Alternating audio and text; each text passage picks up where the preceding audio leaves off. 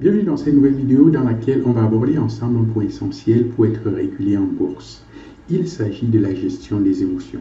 Alors, tu as dû le remarquer, lorsque tu ouvres une position sur les marchés financiers, le stress commence comme ça à monter en toi car dans ta tête, tu n'as qu'un seul objectif. Cet objectif, c'est de gagner de l'argent. Alors, chacun réagit différemment dans ce cas de figure. Mais parfois, cela peut être réellement dévastateur pour ton capital, à tel point de perdre tous tes moyens. Je vais donc te partager ici 3 techniques pour mieux te connaître et apprendre à maîtriser tes émotions dans le but d'avoir un portefeuille boursier en constante évolution. Apprendre à se connaître pour mieux réussir est, je dirais, l'une des étapes cruciales pour ne pas négliger lorsque on investit en bourse. Alors effectivement, on peut avoir la meilleure stratégie d'investissement au monde. Celle-ci ne le sera vraiment que si tu arrives à contrôler tes émotions. On va donc voir ensemble quelles sont les erreurs courantes que tu es susceptible de rencontrer lorsque tu investis sur les marchés financiers. Et avec l'expérience et en discutant avec des amis, j'ai pu découvrir que de nombreux paramètres viennent perturber nos prises de décision lorsque nous cliquons sur la souris d'ordinateur pour entrer sur les marchés. Ce qu'il faut savoir, ce que j'ai appris pour vraiment m'améliorer, c'est que le corps humain est confronté comme ça à des biais psychologiques qui nous amènent à l'erreur. Alors, quelques mots sur un biais. C'est un raccourci qui provoque des erreurs de perception ou de décision sans que l'on s'en rende compte en fait. Nous pourrions donc le comparer à une forme d'illusion optique mentale. Et puis, ces fameux biais psychologiques qui nous conduisent donc à des décisions qui ne peuvent pas être qualifiées de rationnelles car elles ne s'appuient pas sur une information valide. C'est pour ça que ces effets de distorsion auront des conséquences réellement négatives sur le succès ou l'échec de tes décisions. Tu dois le savoir, mais nous exprimons tous des émotions, c'est évident. Et celles-ci s'en trouvent décuplées lorsqu'il s'agit d'investir en bourse. Alors on peut faire l'erreur d'être en excès de confiance.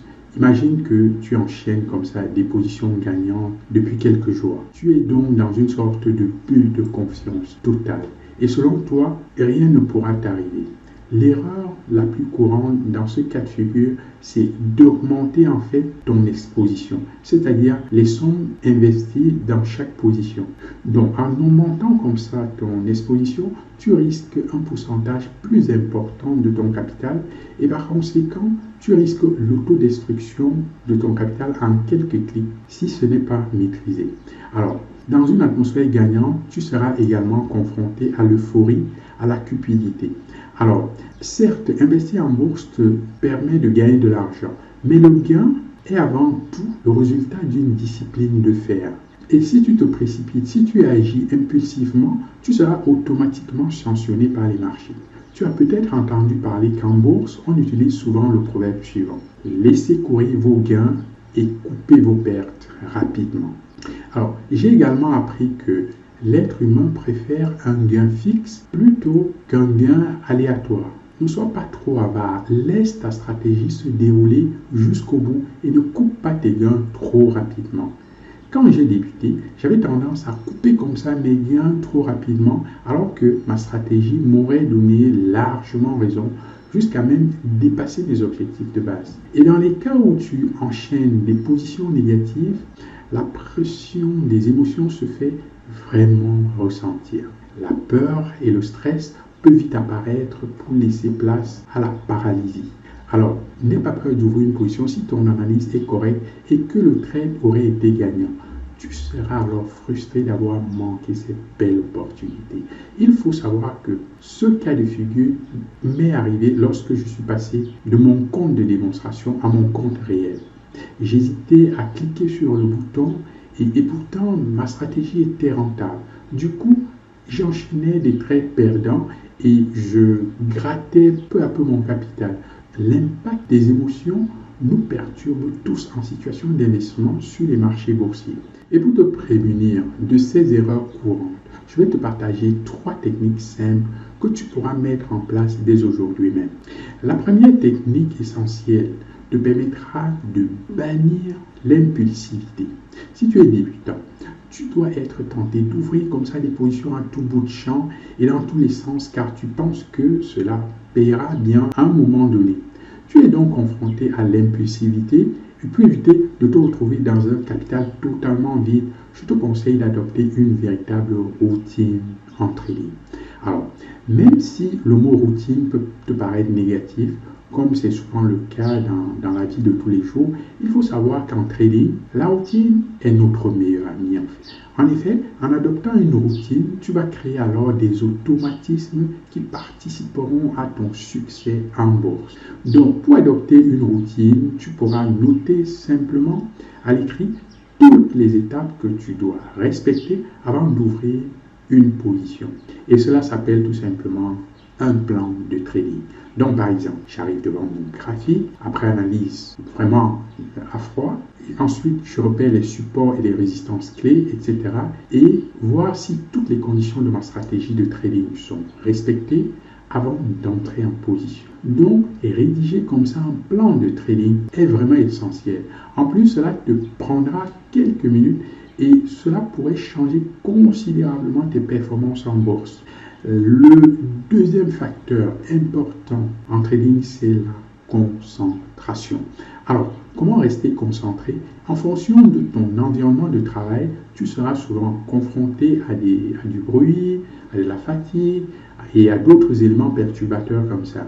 Donc, pour mettre toutes les chances de ton côté, je te conseille déjà d'être dans un endroit calme où tu te sens à l'aise lorsque tu es dans une session de trading. Après avoir parfois réalisé à mes débuts les sessions de trading de 7 à 8 heures, je peux te dire que j'en ressortais complètement lessivé. Et je perdais parfois dans les 2 dernières heures ce que j'avais gagné au début en fait. Donc, avec le temps, j'ai appris à réduire la durée jusqu'à plafonner à 3 heures au maximum.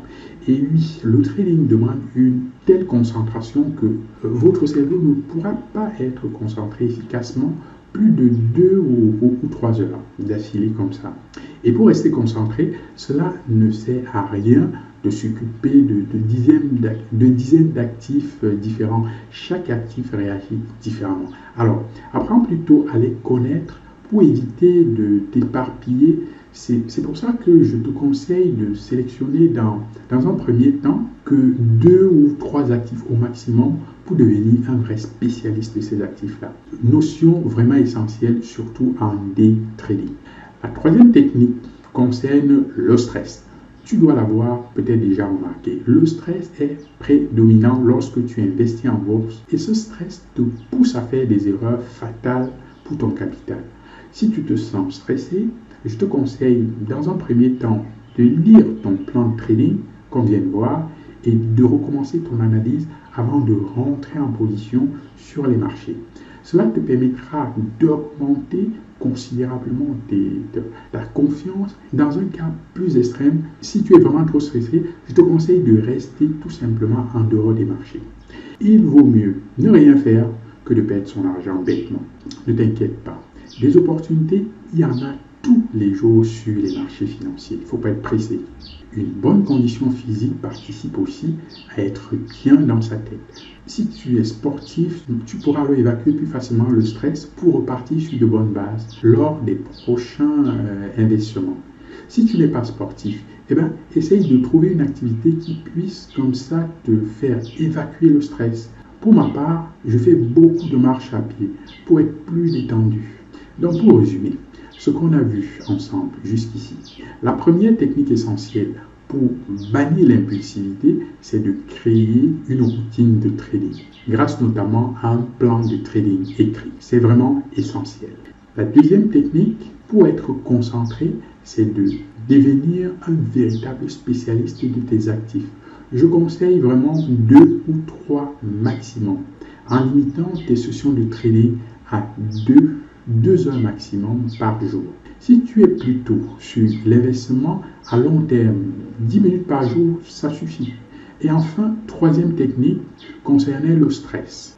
En le réveillant facilement grâce à la lecture de ton plan de trading et une analyse d'actifs avant chaque entrée en position. Et bien voilà, Si tu sens que quelque chose ne va pas dans ton trading, comme enchaîner la répétition des positions négatives, c'est peut-être que tu es victime d'un biais psychologique. Tu sauras alors comment réagir dans ces cas-là. Ces conseils sont vraiment simples à mettre en place et très efficaces pour ma part.